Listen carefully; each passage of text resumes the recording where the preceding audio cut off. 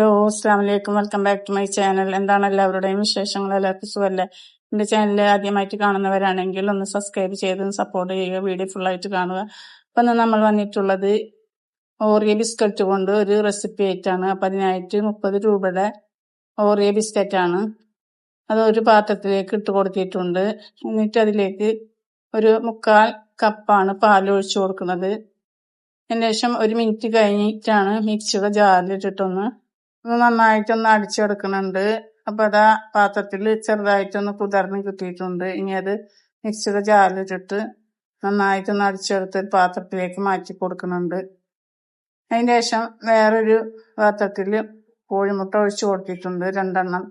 ഇനി അതൊന്ന് മിക്സിയുടെ ജാറിൽ തന്നെ ഇട്ട് കൊടുത്ത് 1.5 കയ്യില് പഞ്ചസാര ഇട്ട് കൊടുത്തിട്ടുണ്ട്.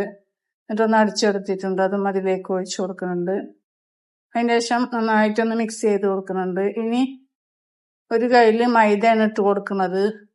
1/2 കയ്യില് ആട്ടമാവ്, അതായത് ഗോതമ്പ് പൊടി, 1/2 ടീസ്പൂണ് കൊക്കോ പൗഡർ, 1 നുള്ള് ഉപ്പിട്ട് കൊടുക്കുന്നുണ്ട്, 1 നുള്ള് ബേക്കിംഗ് സോഡ ഇട്ട് കൊടുത്ത് നന്നായിട്ടൊന്ന് മിക്സ് ചെയ്ത് കൊടുക്കുന്നുണ്ട്. എന്നിട്ട് മിക്സിയുടെ ജാറിൽ തന്നെ ഒഴിച്ചിട്ടൊന്ന് അടിച്ചെടുക്കുന്നുണ്ട്.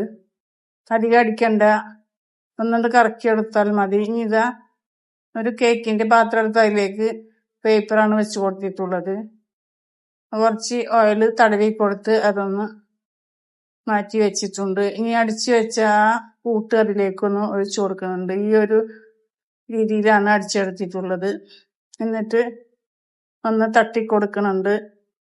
അതിന് ശേഷം ഗ്യാസ് ഒന്ന് ഓണാക്കി വെച്ചിട്ട് തീ കുറച്ച് വെച്ച് തട്ട് വെച്ച് കൊടുത്ത് പാത്രം വെച്ച് കൊടുത്തിട്ടുണ്ട്. ഇനി അതിലേക്ക് അടിച്ചു വെച്ച കൂട്ടതിലേക്ക് ഇറക്കി വെച്ച് കൊടുക്കുന്നുണ്ട്. എന്നിട്ടൊന്ന് മൂടി വെച്ച് കൊടുത്ത ശേഷം തീ നന്നായി കൂട്ടി വെച്ച് കൊടുത്തിട്ടാണ് വേവിച്ചെടുക്കുന്നത് 1 മിനിറ്റ് നേരം. അതിനുശേഷം വീണ്ടും തീ കുറച്ച് കൊടുക്കുന്നുണ്ട്.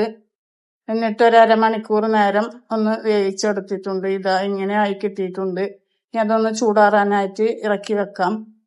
ഇറക്കി വെച്ച് ഒന്ന് ഒരു പാത്രത്തിലേക്ക് ഇട്ട് കൊടുക്കുന്നുണ്ട്. എന്നിട്ട് അതിന്റെ പേപ്പറെല്ലാം ഒന്ന് മാറ്റി കൊടുത്ത് വേറൊരു പ്ലേറ്റിലേക്കാണ് ഇട്ട് കൊടുക്കുന്നത്. ഇങ്ങനെ ആയി കിട്ടിയിട്ടുണ്ട്. നല്ല സോഫ്റ്റും നല്ല രുചിയൊക്കെ ഉണ്ട്. ഇനി അതൊന്ന് കട്ട് ചെയ്തെടുക്കുന്നുണ്ട്. ഇപ്പം എല്ലാതും കട്ട് ചെയ്തെടുത്തിട്ടുണ്ട്. നല്ല സോഫ്റ്റ് ഉണ്ട്. അപ്പൊ എല്ലാവരും ഒന്ന് ഇതുപോലെ ഒന്ന് ഉണ്ടാക്കി നോക്കുക. വീഡിയോ ഇഷ്ടപ്പെട്ടാൽ ലൈക്ക് ചെയ്യാനും ഷെയർ ചെയ്യാനും സബ്സ്ക്രൈബ് ചെയ്യാനും കമന്റ് ചെയ്യാനും മറക്കരുത്. വീഡിയോ ആദ്യമായിട്ട് കാണുന്നവരാണെങ്കിൽ ഒന്ന് സബ്സ്ക്രൈബ് ചെയ്ത് സപ്പോർട്ട് ചെയ്യുക. വീഡിയോ ഫുള്ളായിട്ട് കാണുക. ഇനി മറ്റൊരു വീഡിയോയുമായിട്ട് വരാം.